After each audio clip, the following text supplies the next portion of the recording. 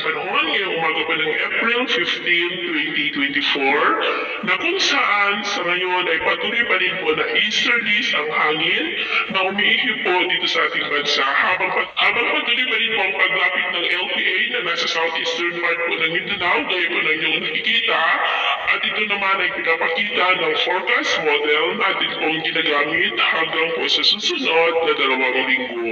At sa lagay ng ating panahon ngayong madaling araw ay maayos ang panahon sa malaking bahagi ng ating bansa pero may tsansa pa rin ng mga isolated rains sa ilang bahagi po ng Southern Samar, Leyte, Aklan at Dinagat Island.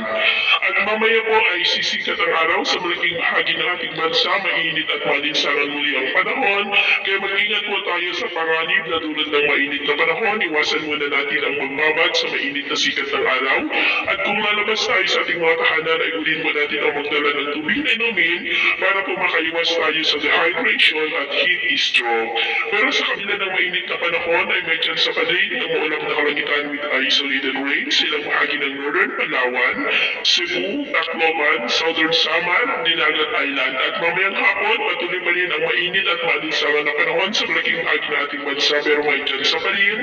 ng maulap na kalangitan with isolated rains sa ilang bahagi ng Ogutpot, ilang bahagi ng Samar, Northern Leyte at ganito sa ilang bahagi ng Sulu Archipelago. At sa ating naman po mga baybayin, wala naman po tayong natatas na anumang warning signals pero iba yung pag-iingat lamang po kung mapalaot tayo para mas mapaiwas sa mga sakuna.